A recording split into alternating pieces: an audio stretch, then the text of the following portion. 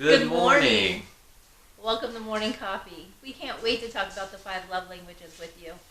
Go ahead and hit subscribe and ring that bell for notifications, and we will be right back. I'm Matt, and this is my wife, Maria. We've been asked by friends and family how it is that our marriage works so well through all of life's crazy. Through better or worse, through sickness and health, till death do us part. So we decided to talk about how two imperfect people have been able to create a strong marriage. Welcome to Morning Coffee. And we're back. So, I am in my robe and we're in the living room today, and I do have makeup on. Today is a working day for me. I am filming my other channel. The links are down below. And I just didn't feel like getting dressed yet. So I'm snuggling the kitty, as you see. The cat stole my spot on the couch as I was getting ready. And just taking it slow. So, 5 love languages. Yes. So this is one of the books that a lot of marriage counselors recommend for people to get to know themselves and each other and understand who they are and how they are loved best. And what are the 5 love languages? So, I wrote them down because I always forget one. We've got words of affirmation, acts of service, physical touch, quality time, and receiving gifts. So the idea behind the 5 love languages is that everyone has what they call a love tank that needs to be filled by the other people that surround them that are supposed to love them in their lives. This actually covers all relationships, whether it's parents showing love to their children, friendships, you showing love toward a friend, or spouses. And in this case, we're going to talk mostly about the spouse love tank relationship. So yeah. So, I'll talk about my primary, even though every time I take this, I am pretty even across the board. And I'll talk about what it is that he does for me that fills up my tank, and things he does that he thinks fills up my tank. Like when I say every time we go out that we're on a date. Every time. My main love language is quality time. And quality time for me is literally face-to-face talking. It's no phone. Like, my favorite thing to do with him is to go up to Big Bear because his phone doesn't get reception. And I love that. We go to Disneyland a lot. Hashtag not sponsored, but if they ever want to, please do. And I love it. But I hate the fact that when we go, because we'll go during the week, and because we do work for ourselves, we're having to work while we're there. And so for me, it's not quite quality time until after he puts away his phone for good for the entire day. Because even though we're around a gazillion people, it's us face to face, standing in line. We get that time to talk, and I really like that. Yeah. Is it my turn? Yeah, what's yours? Okay. So mine is words of affirmation, which is actually pretty common for men. A lot of men, their love language is words of affirmation. So that is the way that Maria shows that for me is essentially just telling me how good I am, or that I did a good job doing something, or anything that helps to basically build my ego. A big, strong man. Yeah. So anything she can do to help me feel good about myself through the words that she uses, that does a huge job of filling my tank. And actually, when I take the test, that always is my number one. Nothing else ever comes close to that one. So it's pretty consistent and a pretty big leader. We encourage you guys to get the book and to take the test to figure out what it is that your love language is, and what it is that your spouse's love language is, so that way you can communicate in their manner. A lot of times what people find is that the way they're communicating love without, if they don't think about it ahead of time, is they'll communicate love in the way that they want to receive it. So for example, I would give her a lot of words of affirmation because I know that it fills my tank up, so I make the assumption that it's going to fill her tank up. And then she would want to spend quality time thinking it's filling my tank up because that's what fills her tank up, and that's not how that works. So taking the quiz and reading through the book, it helps you to realize what it is the other person's love language is, so you can then focus on doing those things for them rather than just assuming that they communicate and love the same way that you do. However, so my second is words of affirmation. So like I'm really close in all of them. Like just a couple points apart for each and every one of them. It's crazy. He says that's why I'm so needy. It's okay. So words of affirmation is my second love language. And how Matt does that for me is I will literally tell him I need good stuff. Good stuff means good words because the world has been beating me up. And I don't need that all the time, but I need it quite often. Okay, maybe daily because I just like to hear it. And he will just tell me like, you're the best wife for me, you're a great mom, you're a great friend, I just thank you for everything you do, I appreciate who you are as a person, like things that he knows I need to hear. Like I don't need to hear I'm the world's best cook because I know he'd be lying because I don't do that often. For the record, I did not say that. She said that. I did not say that. But I do need to hear how he appreciates me because sometimes we don't feel appreciated by the world. And so I literally will say, babe, I need good stuff because I have just been attacked by somebody negative. And I'm like, I can't take it. So that's my number 2. What's your number 2? My number 2 is acts of service.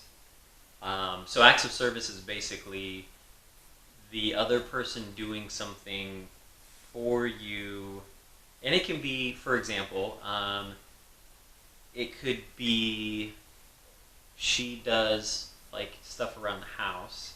So if I am having an extremely busy day, and we work at home, so if I'm having an extremely busy day, and I'm just swamped with work, which usually is just a Monday, but the house needs to be cleaned or whatever, one of the best things that she can do for me is to just take the initiative and do a bunch of cleaning because it removes those things from those pieces of stress from my mind. And her doing these things, her doing those acts of service, are ways that, even if she's doing it for herself, there are ways that actually I take as acts of love as well because it helps to relieve stress and things like that. Or it could be, what's some other acts of service that? I mean, cooking. It could be her cooking, which there are things she does cook well. So she could cook for me. That would be I am a acts of good cook. service. I just, since the kids grew up, I don't like to cook anymore. Honestly, we don't. Our lives got so busy, we tend to not cook as much at home as we used to when the kids were younger anyway. So it is what it is. Our lives transition into new things, and we transition with them. So, but that's my second one. Are we going? Well, I wanted to actually, I don't know, maybe we should talk about, because acts of service is my last one, but the more I think about it, I don't know how it's my last one, and I feel like it should be tied with like 4th and 5th. But I feel like 3rd, 4th, and 5th are all tied for you. I feel like it's the first 2 are tied, and then the last 3 are tied. Probably. My last one was actually gifts, receiving gifts. I literally had, for whatever reason, I guess I hold no value to that. It was a 0 in mine. I'm gonna debate that with you. But okay, so acts of service, like he'll bring me coffee in the morning or tea in the morning in bed. I'm working in bed. It's my favorite place to work in the morning. And he'll bring me a cup of tea or a cup of coffee. And that's an act of service. I love that. It can be something small as that. Yeah. And it means the world to me because for me, once my feet hit the floor and I have to leave my safe place of my bed, then I belong to the world. So as long as I get to stay in bed as long as possible and work there or whatever, then it's easier for me to get things done. So if I go downstairs, then it's over with. So he'll just bring me a cup of tea or coffee in the morning in bed, and that's huge for me. But it's something small, but for me it's huge. So our number 3 is the same. What was our number 3? I don't remember. Touch. Oh yes, physical touch. For those of you married people, that doesn't just mean sex. No. It can include that, but in all honesty, it usually means things like holding hands, hugging, rubbing shoulders. It's things that are not necessarily sexual, but just are affectionate. Yeah. And actually, physical touch, we have a friend, his name is Mike, but his nickname is Cowboy. If you're out there, you know who you are. We actually did a lot of counseling and stuff with him way back in the day. He was part of our group of church people, of friends. And we all kind of went through this book as friends to understand it because at the time, we single people were all looking for people to marry. So we wanted to understand what the 5 love languages were. And when I read Acts of Touch, I'm like, this is Cowboy. This is exactly, when he meets you, he's going to hug you. And not a small hug. Like, he is a bear hugger. Yep. Like, physical touch is his thing. If he's standing next to you, he'll put his arm around you. He's just, it's not, they're things that are intimate in a friendly sort of way. Yeah. So physical touch isn't necessarily a sexual thing. It's more of an intimate thing, even on a friendship level. Yeah.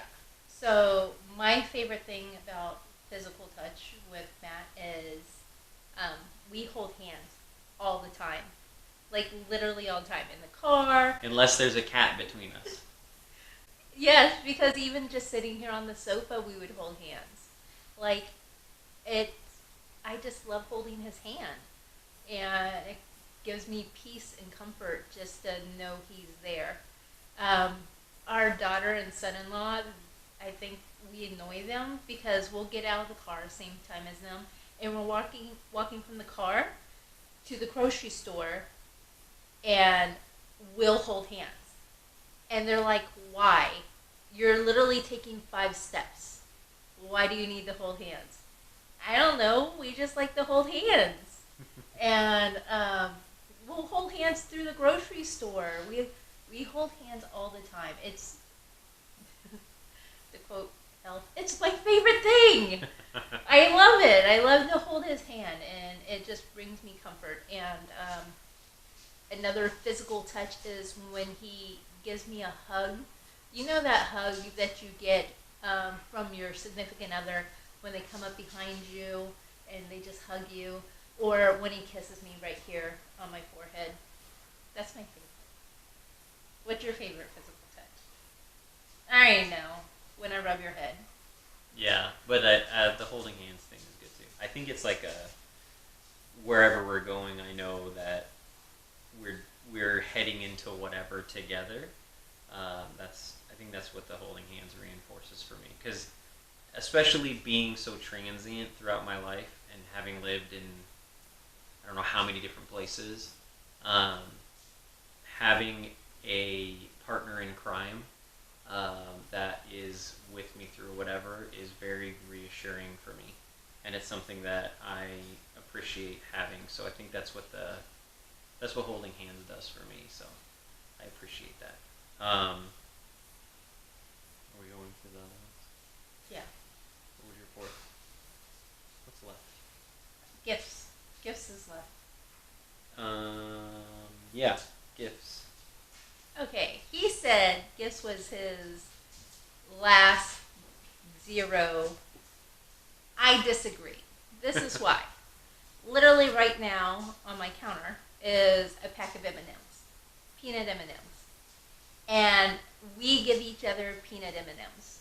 It's just a way to say I love you. By the way, for those who haven't got it yet, Matt, Maria, M&M, get it? Yeah. Okay, all right, moving on. So we will give each other just a pack of M&Ms, and we'll just leave it without saying anything. We just know that when that pack of M&Ms is there, it means I love you. And so that's a gift that we give, and we like it. We appreciate it. And also, let me tell you, at Christmas time when a gift comes for the family, don't open it. He wants to open it. It's to Matt and family. No. It means Matt gets to open it. And if he doesn't get to open it, he is a child converted back to 5 years old of throwing a fit of not being able to open a gift. I think I just like the surprise of it, not necessarily that, because I don't actually care what's inside. I care about like You just want to open it? Suspense of opening it, yeah. So we should just do, we should be one of those YouTubers that just open up gifts because you just like opening things. Heck yeah! Only if it's a surprise, though. Like, I don't want to know what's inside. This is why I like giving gifts. She hates this. This is why I like Christmas when we do like gifts and stuff, because we don't always do gifts depending on what life has going on for us. But I will get her a gift, and I will literally talk about how excited I am about the gift. He's annoying. For as long as I can, and and it annoys her, and it adds to the pleasure for me. But just because I like the suspense of the gift, I don't necessarily like receiving the gifts themselves. I just like the surprise that's involved with it. Yeah, as soon as I get a gift for somebody, I'm like, hey, I got you a gift. I can't wait until your birthday. I know it's next week, and we're going to have a birthday party for you. But here you go. She and our daughter are the worst. They don't know how to, like, they don't even bother giving gifts. When they buy something, as soon as they have it, whether it was delivered or they bought it at the store, they just give it to each other. They're like, oh, your birthday's in 2 weeks, but here's your birthday present. But we've gotten better over the years. However, when she was growing up, we had a pact that she would go shopping with him and tell me everything that I got. And I would tell her everything she got. And we did that for years. And it wasn't until I think she like turned 18, 19, that she was like, I don't want to do that anymore. I was like, what? You're breaking my heart. So in order to make sure she didn't have to do it anymore, she ratted on both of them so I knew. So that way she was in a position where she didn't have to. It wasn't her against Maria. It was, I was in it now, and I didn't want them to ruin the surprises. Yeah. And actually, I think at that point I just stopped shopping with either of them, and I just did everything myself. He's so rude. So, the 5 love languages, for me, reading it was really insightful in the aspect of looking at it from another person's point of view. Yeah. Not so much mine, because I knew me, but it was insightful for me to read on how I could fill his tank. So when I learned that his love language was telling him he's a big, strong man, I make sure I do that because I want to make sure that I always make him feel as appreciated as I want to feel and as loved as I want him to make me feel. So I always try, I'm not always good at it. There are times that he'll literally like, babe, I need you to tell me. And same here. Like, I'll be like, babe, I need quality time.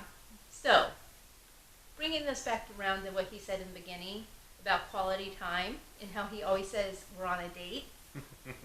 So we went to Panera last night to grab dinner, and I had cleaned the house. I didn't want to cook.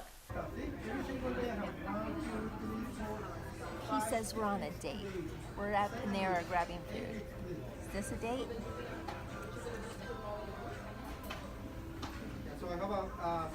So we go, and he's like, we're on a date. I'm like, no, we're just grabbing food.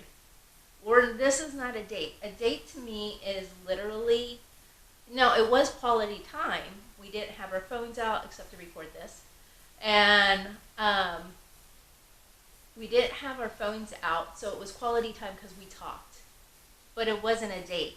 A date is getting all fancy schmancy and making it a point like, hey, we're going out. Now, I don't even have to be fancy schmancy to go out, but making it a point like, hey, we're going out. We're going on a date. We do date probably more than the average person because we have grown kids and we can do that. We do a lot of stuff together, and I'm very thankful, but it wasn't always like that. When the kids were little, they were always with us. If we got time away, it was every other weekend when they're at their dad's house, and trying to make the time count. But when you work as much as we did, it was hard. So that's something I would say, make the time count. If you have it and you know that your significant other's love language is quality time, like, set that time apart. Even if it's just like 15, 20 minutes a day to look into each other's eyes and just connect. And I think the next one that we're actually talking about is communication. I know it's on our list to talk about, so. You're talking about for next episode? Yeah. Okay. Well, hang on one second. So I wanted to add to that a couple of things. One of the reasons why I like this book is because there's probably other ways to communicate this concept of understanding who you are so you can help your spouse to understand how to communicate with you so you feel loved. It's very much about self-awareness, and I love that fact. So when you are feeling unloved or you're feeling like you need to be filled back up, it helps to understand why that is and understand how to resolve that issue. And there's a lot of people out there and a lot of couples out there that don't understand those concepts and don't understand even how to be loved. There's a lot of horrible childhoods out there that you could probably say the majority of people out there have a misconception of how to love each other.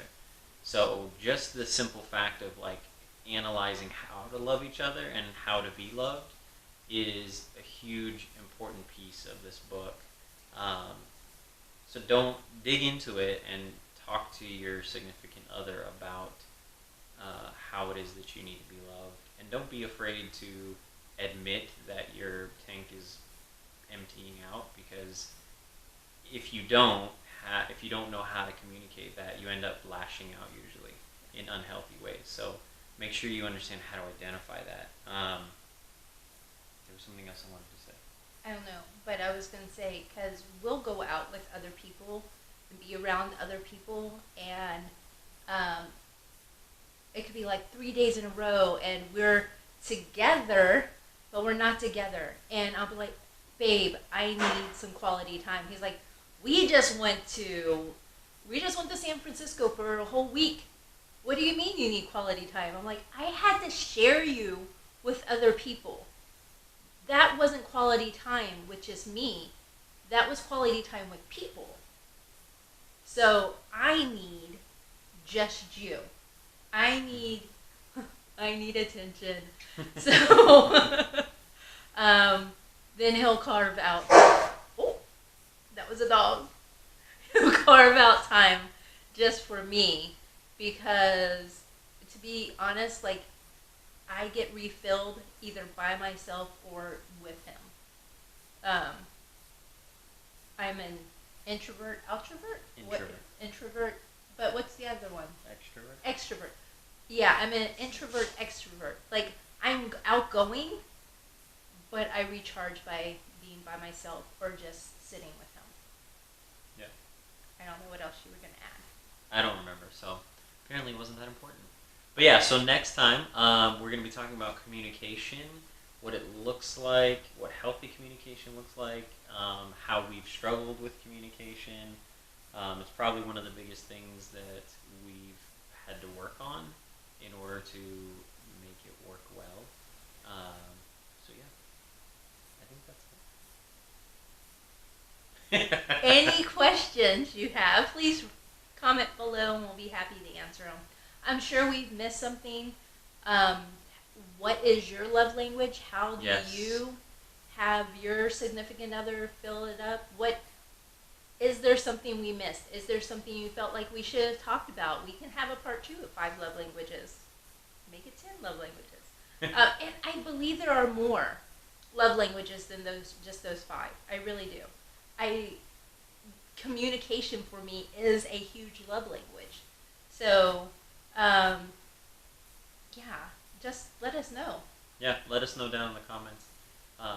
We really want to hear about your thoughts regarding the subject, and let us know what topics you guys want us to cover in future videos, and we will be happy to cover those for you. Again, hit the subscribe button, ring that bell so you get notifications for when we are releasing new videos. And you can watch our animals bathe themselves on us, by all means. And until next time, make sure you love yourself. And love each other. We'll see you next time. See ya. Bye.